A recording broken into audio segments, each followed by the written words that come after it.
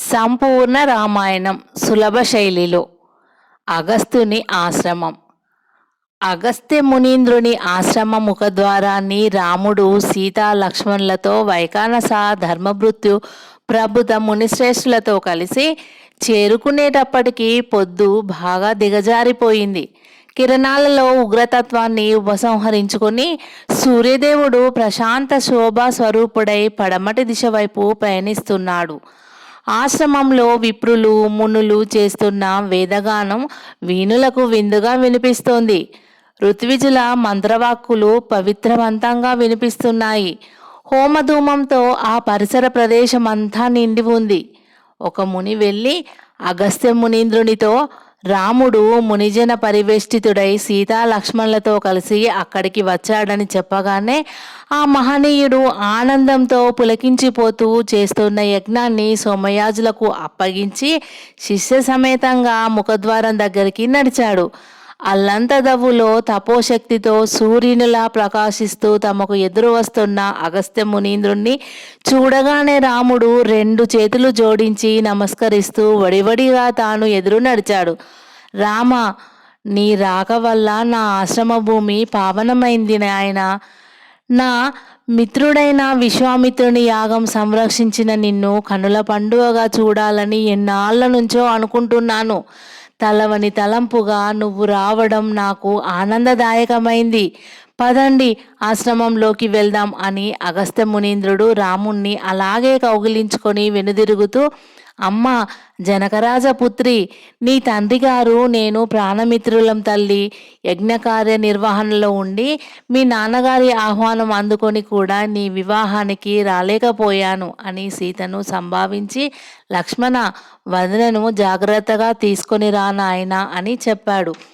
మునులారా, మిత్రులారా, మీ అందరి రాక నాకు గొప్ప సంతోషాన్ని కలిగించింది. దయచేయండి అని వేరువేరుగా అందరినీ పరామర్శించాడు.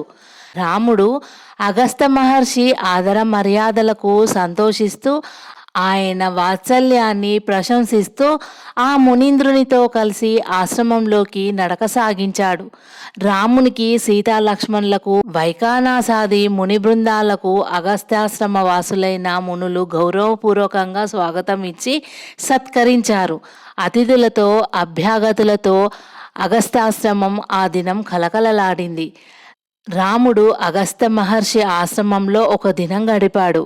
అగస్త్యుడు సీతారామ లక్ష్మణులను తమ ఆశ్రమంలోనే ఉండిపోమ్మని కోరాడు.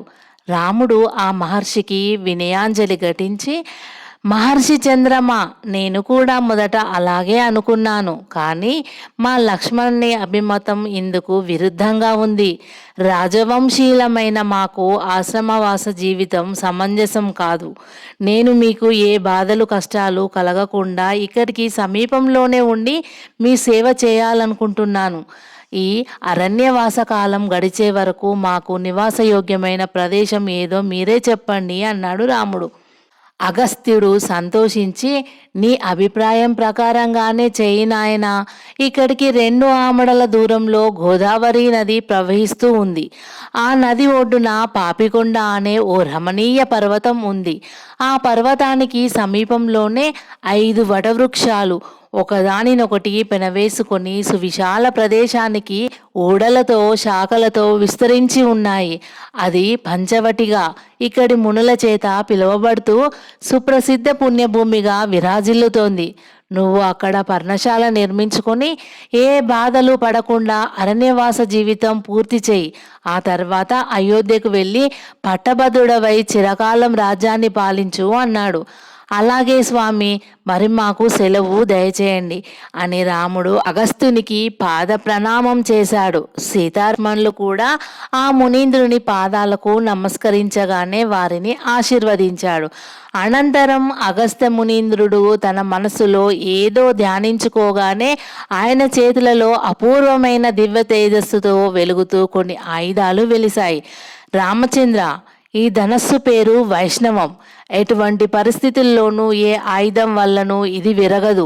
దీనిని పూర్వం విష్ణువు ధరించి రాక్షస సంహారం చేశాడు. అజేయమైన శక్తి గల ఈ బాణం బ్రహ్మ రాక్షస సంహార కాలంలో విష్ణువుకి ఇచ్చాడు. ఈ అక్షయ తునీరాలు ఇంద్రుడు విష్ణువుకు సమర్పించాడు. ఈ అమ్ముల పొదలలోని బాణాలు ఎన్ని ప్రయోగించినా ఎప్పటికప్పుడు బాణాలతో పొదులు నిండే ఉంటాయి. ఈ మహత్తర ఖడ్గరాజం కూడా విష్ణువు రాక్షస సంహార కాలంలో ఉపయోగించినదే. ఇప్పటి నుంచి ఇవి నీ ఆధీనంలో ఉండి ధర్మ సంస్థాపనార్థం నువ్వు చేయబోయే యుద్ధాలలో నీకు సహకరిస్తూ ఉంటాయి. నువ్వు స్మరించుకున్నప్పుడల్లా ఈ మహనీయమైనటువంటి ఆయుధాలు నీకు సన్నిధి చేస్తూ సకార్యం సాధించి తిరోధానం అవుతుంటాయి. నీ శరీరానికి రక్షణ కవచం కూడా నువ్వు స్మరించుకున్నంత మాత్రాన సిద్ధిస్తుంది. వీటన్నింటికి తోడుగా నీకు ఆదిత్య హృదయం అనే గొప్ప శక్తిని కూడా ఇస్తున్నాను. ఆదిత్య హృదయాన్ని స్మరించుకుంటే ఈ 14 లోకాలలో నీకు ఎదురే ఉండదు అని అగస్త్య మునీంద్రుడు ఆ ఆయుధాలన్నింటినీ రామునికి ఇచ్చాడు. రాముడు భక్తితో వాటిని స్వీకరించి కళ్ళకద్దుకోగానే అవి అంతర్ధానమైపోయాయి. ఆ తరువాత రాముడు అగస్త్యుని చేత వీడ్కోలు పలకబడి వైఖానసాది మునులు అగస్త్యుని కోరిక వల్ల ఆ ఆశ్రమంలోనే స్థిరపడిపోగా భార్యతో తమ్మునితో అక్కడి నుండి కదిలి గోదావరి నది దిక్కుగా ప్రయాణం కొనసాగించాడు.